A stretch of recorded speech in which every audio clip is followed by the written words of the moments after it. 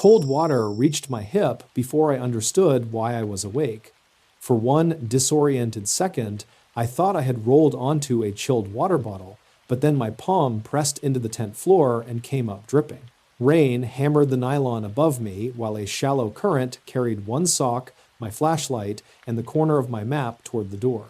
I sat up too fast, hit my head, and watched the fabric sag under another rush of runoff. My name is Jake Lawson, and at 27, I had survived 6 years of teaching high school history and 3 seasons as an assistant baseball coach, but waking inside a flooded tent reduced me to one useful sentence. Oh, come on. I shoved my feet into wet boots, unzipped the door, and crawled into rain that felt almost solid. The harmless slope behind my tent had become a channel, and muddy water was pouring through the spot I had confidently called the driest ground in camp. I dragged out my backpack, sleeping bag, and a duffel that made a defeated sucking sound when I lifted it. A flashlight beam cut across the rain, followed by Hannah Pierce in a red shell jacket, her dark hair escaping from a loose braid. Hannah was also 27, my best friend since college, and the only person who could look at a small disaster as if it had personally offended her. "Tell me that isn't your tent floating," she said, grabbing the other end of my sleeping bag. "It's not floating," I told her. "It's relocating." Normally, that would have earned a laugh, but Hannah only gave me a quick look and helped carry everything beneath the picnic shelter. We worked without discussing who should do what, the way we always did after years of road trips, school fundraisers, apartment moves, and fixing each other's bad decisions. She spread my clothes across a bench while I emptied water from the tent and pulled the stakes. The familiarity should have made the night easier, but it only sharpened how strange the last 3 weeks had been between us. Ever since Hannah received an offer from an arts-focused elementary school in Virginia, every conversation had felt like it contained another one. Neither of us wanted to start. By the time we salvaged what we could, my sleeping bag weighed as much as one of the sandbags from baseball practice. My spare clothes were damp, my jacket dripped from the sleeves, and the rain showed no sign of easing. Hannah pointed toward her tent, which sat on higher ground beneath 2 trees. "Bring the dry shirt from your day pack. You can sleep in mine." I looked toward my SUV at the edge of the campsite. "The back seat folds down. I'll be fine." She stared at me long enough for rain to run from the end of her nose, and I knew I had chosen the wrong version of reasonable. "The SUV is down a muddy access trail, you're soaked, and there's lightning," she said. I told her I had slept in worse places after away games, which was true and completely irrelevant. Hannah stepped closer, caught my wrist before I could reach for my pack, and tightened her fingers when I tried to pull free. "Jake, stop acting like accepting help from me is dangerous." The sentence landed harder than it should have because we were no longer talking only about rain. Before I could answer, she tugged me across the campsite, unzipped her tent, and pushed me inside with the practical impatience of a teacher removing a disruptive child from the hallway. Her tent was warmer, dry, and far too small for how aware I suddenly was of her. I changed into my last dry shirt while facing one wall and listening to Hannah peel off her wet jacket behind me, both of us performing an exaggerated respect for privacy. When I turned around, I saw one thick blanket, 2 compact pillows, and a sleeping pad wide enough for 2 people laid neatly across the floor. Hannah knelt to smooth the blanket, avoiding my eyes as though the arrangement had assembled itself. "That is not a one-person pad," I said. She claimed she liked room to stretch, but Hannah was 5'5" and usually slept curled into a space no larger than a laundry basket. We lay down with a careful strip of cold air between us, though the tent barely allowed it. Rain drummed overhead, and every time Hannah shifted, the pad moved beneath both of us, making distance feel like something we had to maintain deliberately. I wanted to ask why she had really brought the larger setup, but the question felt too close to several others I had spent years refusing to name. Hannah turned onto her side, facing me in the dim lantern light, and studied my expression without her usual teasing. "You've spent 3 weeks helping me plan that move," she said quietly. "Why are you acting like losing me would cost you nothing?" For a moment, the rain was the only thing making noise. Hannah held my gaze as though she had finally asked the one question that had been following us since the job offer arrived, and I had nowhere left to redirect it. I could have told her that Virginia was only a few hours away, that teachers changed schools all the time, or that we would still text and take our summer trips. Those were all reasonable answers, which meant they were exactly the kind I had been hiding behind. It wouldn't cost me nothing, I said. Then why are you making it so easy for me to go? She asked. I stared at the seam above her shoulder, where water gathered into a small trembling bead before sliding down the fabric. Hannah's new school had a real art studio, a ceramics kiln, and a principal who had already asked how she would redesign the curriculum. Her current district had reduced her supply budget twice, and she had spent the spring buying paint with her own money while pretending it was normal. Because it's a good position, I said. You'd have resources, better pay, and room to build something instead of begging people not to cut it. Hannah's expression tightened. I know what the job offers, Jake. I'm asking what you want. That should not have been a difficult question. I wanted Tuesday dinners at the taco place near her apartment, even though she always ordered something too spicy and stole half my drink. I wanted her sitting behind the third base line during baseball season, sketching players between innings and yelling at umpires with no understanding of the rules. I wanted the keys to my SUV to keep disappearing whenever she decided my weekend plans were too boring. None of those things sounded large enough when I tried to say them aloud, and the truth beneath them sounded far too large. What I want shouldn't decide where you live, I said. Hannah rolled onto her back and looked up at the dark tent roof. The movement widened the space between us by only a few inches, but it felt deliberate. You keep saying that like I asked you to decide for me, she said. I didn't. I asked whether staying would mean anything besides keeping the same grocery store. I told her that asking her to turn down the job would be selfish, and she answered that refusing to give her honest information was not noble. She had a point, and I disliked how efficiently she made it. Thunder cracked close enough to shake the tent poles. Hannah flinched and grabbed my forearm before either of us could pretend she had not, her fingers pressing through the damp sleeve of my shirt. I covered her hand automatically, and for several seconds we stayed that way while the storm rolled across the ridge. She did not pull away when the thunder faded.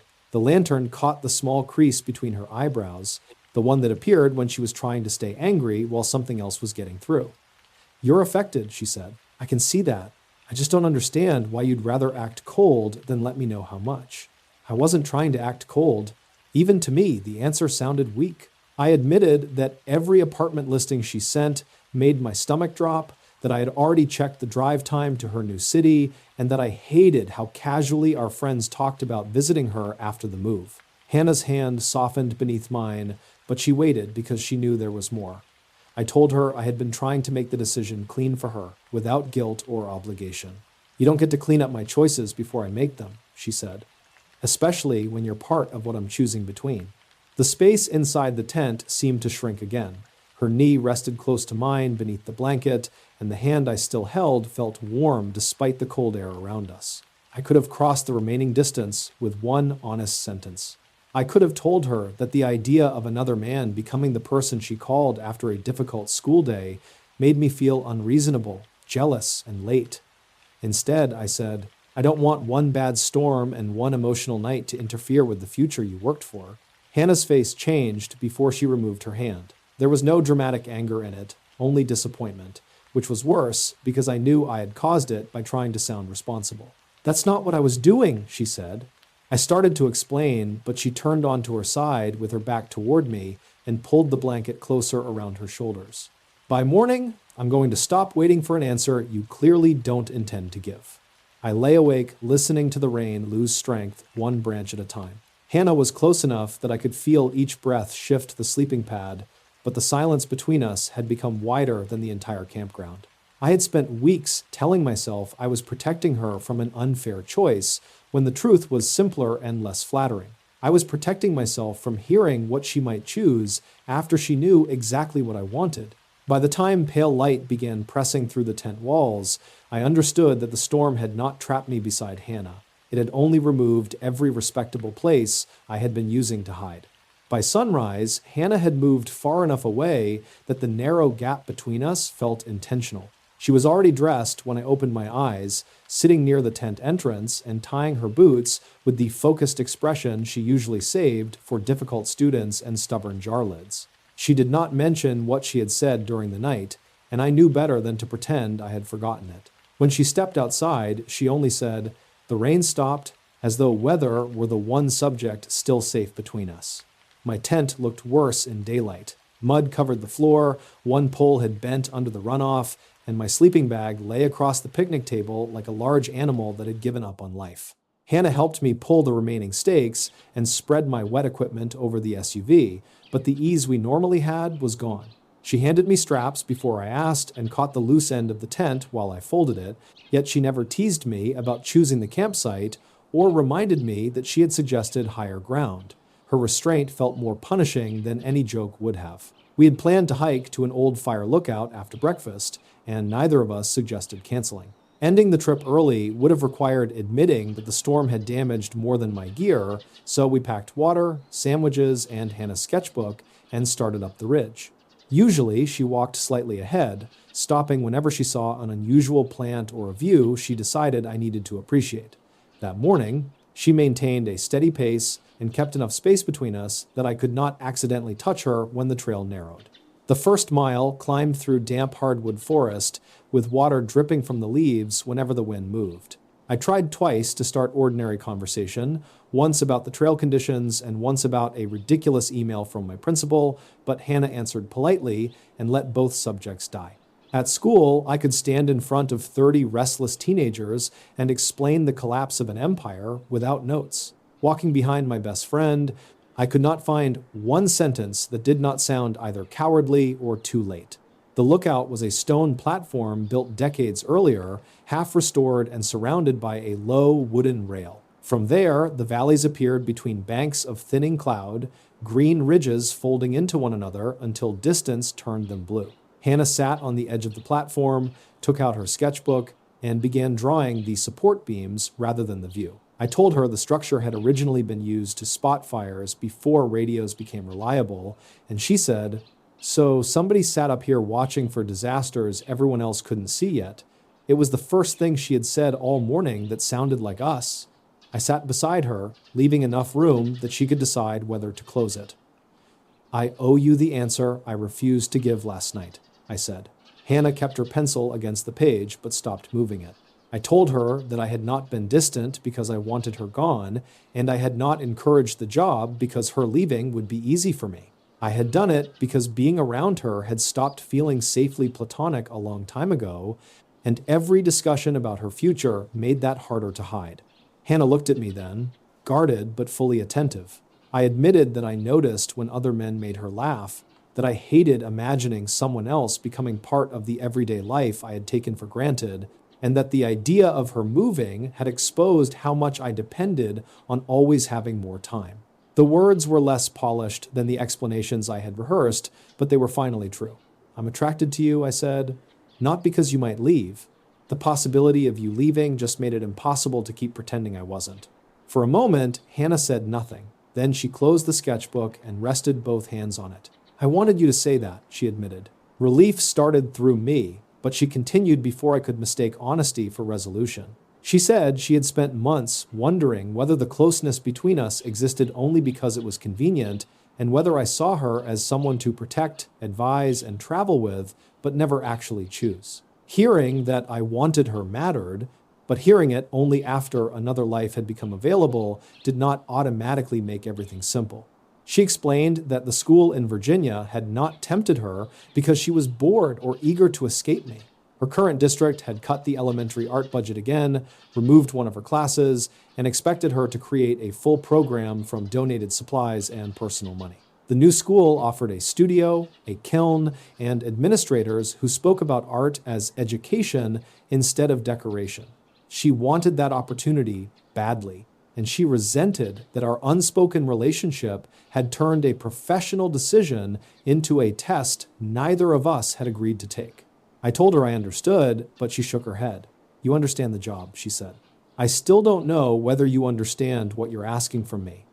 I said I had not asked her to stay, and she gave me a tired look that made the flaw in that answer obvious. By withholding what I wanted, I had placed the emotional burden on her anyway. She had been forced to choose between leaving without knowing what we could have been and staying for a possibility I refused to name. The cloud cover opened, and sunlight moved slowly across the platform between us. Hannah looked down at the valley, then back at me with less anger than she had carried out of camp, but no less seriousness. "So tell me one thing without deciding what's best for me," she said. Do you want a real relationship with me, or do you only want to stop me from becoming unavailable?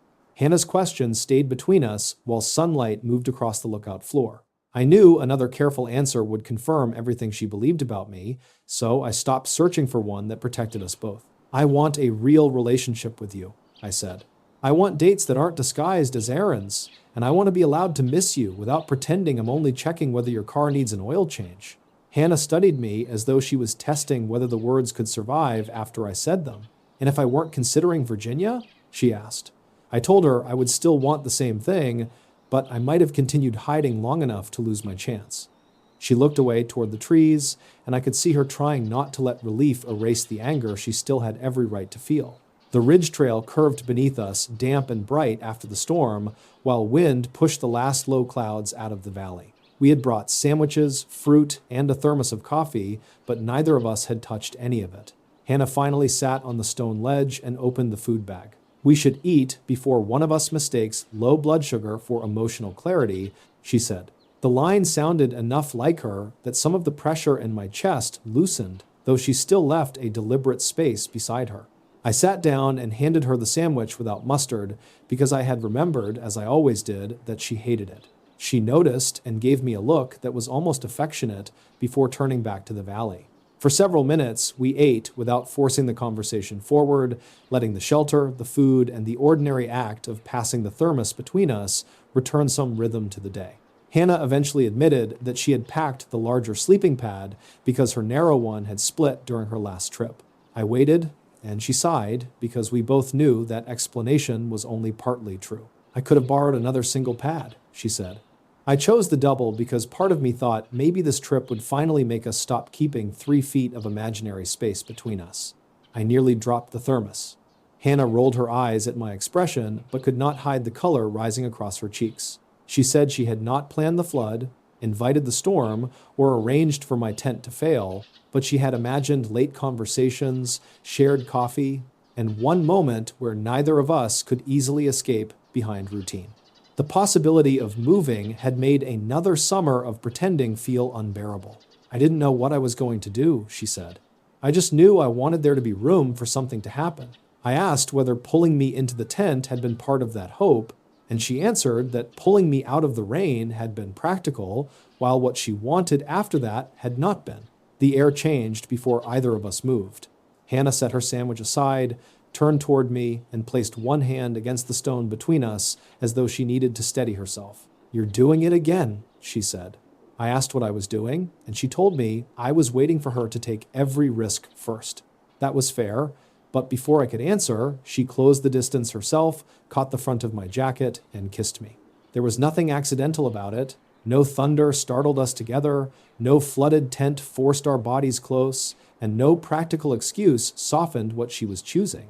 Her mouth was warm from the coffee, and when I touched her waist, she leaned into me rather than giving me time to question whether I should. I had imagined kissing Hannah in several embarrassing variations over the years, but none had captured the familiar way she exhaled against me, or how one of her fingers hooked under my collar as if she had already learned where she wanted her hand. The kiss deepened slowly, not because either of us lacked urgency, but because we both understood that moving too fast would give us another reason to doubt it later. When we separated, Hannah stayed close enough that her forehead almost touched mine. Her breathing was uneven, and I was relieved mine sounded no better. I told her I had wanted to do that long before the job offer, before the camping trip, and before I began treating every invitation from her like a test of self-control. She gave a small, nervous laugh and said that explained several years of extremely confusing behavior. I kissed her again, shorter this time, but no less certain, and for one clean moment, the future seemed to arrange itself around the fact that she wanted me to. Then fear reached my mouth before judgment could stop it. "Does this mean you'll turn down Virginia?" I asked. Hannah went still beneath my hands. The warmth left her expression so quickly that I understood the mistake before she stepped away.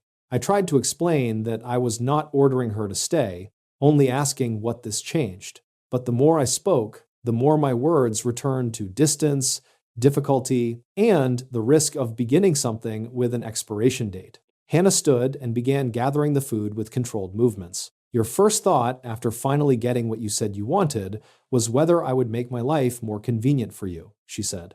I told her that was not fair, then regretted the sentence immediately. She looked at me with hurt sharpening into anger and asked what part was unfair, that I wanted her, that I feared losing her, or that I had already decided a relationship only counted if she remained close enough to fit inside my existing life. I said I was afraid we would begin and fail before we had a chance to become real. Hannah zipped the food bag and answered that distance was not what made something unreal, conditions did. You keep calling it protection whenever you remove my choices, she said. Last night you wouldn't tell me what you wanted. Today you told me, then immediately attached a price. She put on her backpack and started down the trail before I had found an answer that did not make the damage worse. I followed at a distance, resisting the urge to rush after her with another argument disguised as clarification. By the time we reached the campsite, Hannah had moved ahead far enough that she entered her tent before I crossed the final clearing. She emerged with her jacket, looked directly at me, and told me we should finish the trip as friends until I understood the difference between choosing her and merely keeping her close. Hannah began packing before sunrise, and the sound of tent poles clicking apart pulled me out of a shallow sleep. By the time I sat up beneath the picnic shelter, she had already rolled her sleeping pad, folded the blanket, and lined her bags beside the SUV. She normally turned breaking camp into a shared argument about efficiency, accusing me of treating straps like military equipment while she stuffed half her belongings into whichever bag still had space. That morning, she worked alone and did not ask me to hold, tighten, carry, or check anything. I understood the point well enough not to insult her by pretending I did not. My flooded gear had dried only slightly overnight. I spread the tent across the picnic table and began wiping mud from the seams, mostly because my hands needed a task that could be completed by following obvious steps. Hannah moved around the campsite without looking toward me, and I resisted the impulse to follow her with another explanation. I had already given her enough words that required her to do the work of separating what I meant from what I had actually said. What I had actually said, immediately after she kissed me, was that the relationship I claimed to want would be acceptable only if it did not inconvenience me too much. The truth was uglier than the intention I kept trying to defend. Whenever something mattered deeply, I built a plan around the worst possible outcome and called it responsibility. I did it with students, with baseball, with money, and with Hannah. If I could anticipate the disappointment and reduce the risk, then no one had to surprise me with a decision I could not control. Encouraging her to take the job had allowed me to avoid admitting I wanted her. Asking whether she would reject it after kissing me had been the same mistake from the opposite direction. In both cases, I had tried to arrange her choice before she made it. I finished loading the damaged tent and walked toward Hannah while she tightened the final strap on her backpack. She glanced at me, then returned her attention to the buckle. "I'm not going to argue," I said. "That would be new."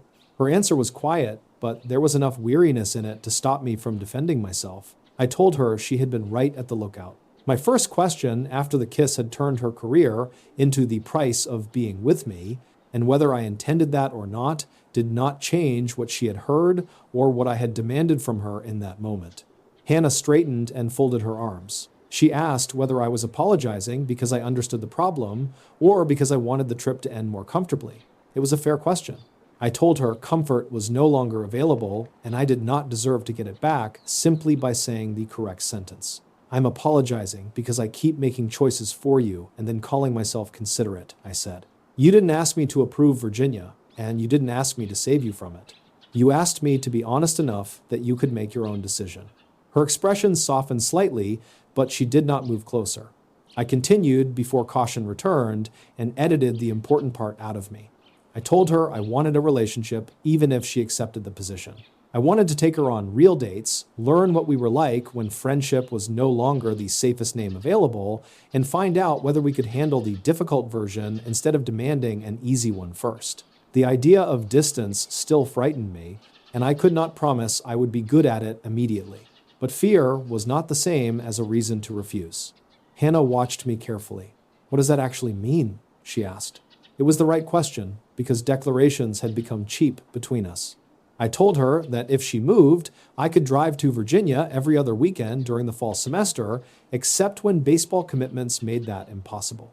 We could choose one evening each week for an actual date over video instead of letting every call become an exhausted update about work. She could come back when her schedule allowed, but I would not leave all the travel to her or keep score when one month became harder than another. None of it guaranteed success, and I was not presenting the plan as proof that she owed me an attempt. It was only the work I was willing to do if she chose both the job and me. For the first time that morning, Hannah looked away because she was affected rather than angry. She sat on the edge of the picnic table and rubbed her thumb along a scratch in the wood. After a moment, she admitted she had not accepted the offer. She had asked for several days to decide because she could not tell whether the position represented the next step she truly wanted or an escape from remaining emotionally stuck with me. Staying might become a decision made from fear, but leaving could become one too. She wanted to know which future belonged to her before either of us tried to build a relationship around it. I said I understood and stopped there. I did not ask what she was leaning toward or how long she needed. Hannah noticed the absence of pressure and gave me a tired half smile. "You're improving," she said. I told her my current grade was probably still failing, and she replied that she had seen teenagers recover from worse with adequate supervision. The joke did not repair everything, but it sounded like the first board placed across a gap neither of us expected one conversation to close. We finished packing together after that, though Hannah still carried her own gear and made her own decisions. I held the tent bag while she tightened the straps, and she passed me the wet ground cloth without being asked. The familiar rhythm returned carefully, with neither of us using it as evidence that the conflict had disappeared. When the SUV was loaded, Hannah stood beside the passenger door but did not open it. She looked toward the trail leading away from the campsite and asked me to walk with her before we left. I expected another difficult conversation near the lake, or perhaps a final goodbye to the place where our annual trip had gone wrong. Instead, Hannah adjusted her backpack and said she wanted to return to the old trail marker near the eastern shore. It was the spot where, several summers earlier, I had first told her she was wasting her talent in a district that treated art as an optional decoration. It was also where I had encouraged her to apply elsewhere long before either of us understood what that advice might eventually cost. Hannah started down the path and glanced back once to make sure I was following.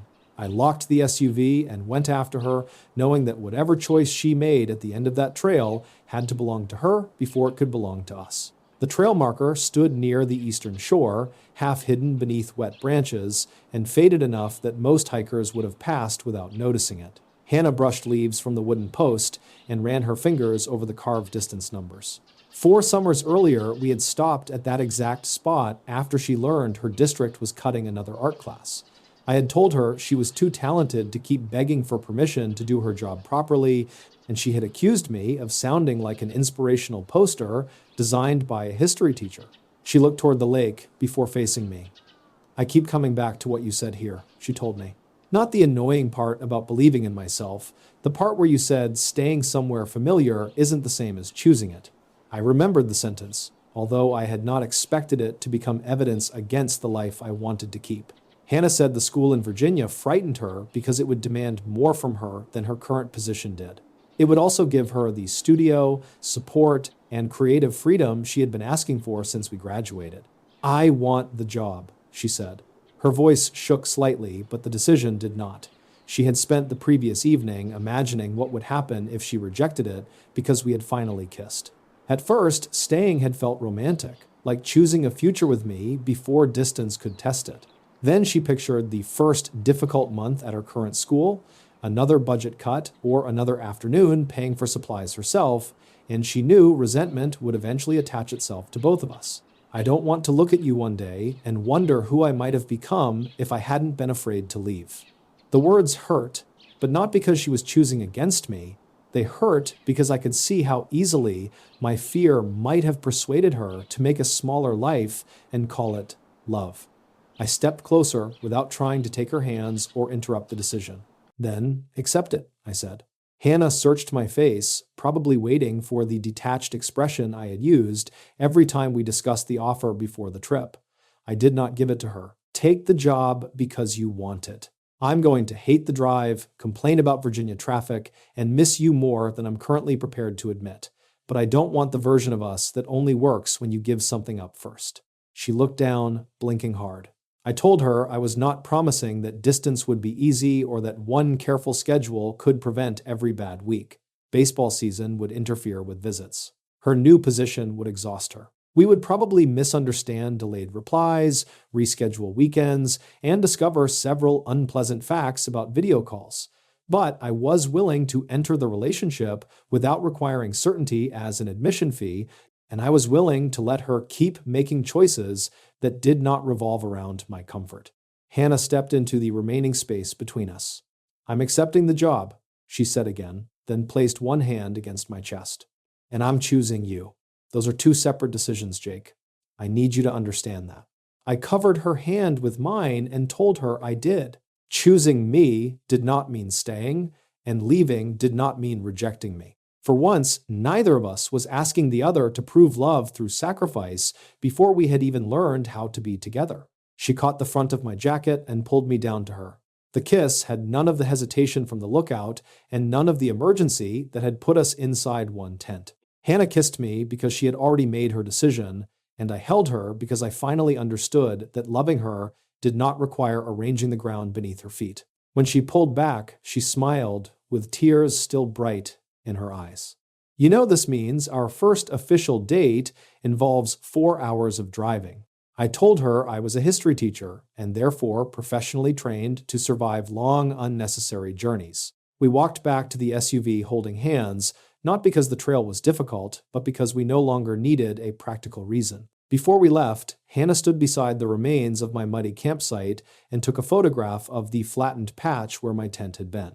She said she wanted proof that my confidence about drainage had nearly destroyed our friendship.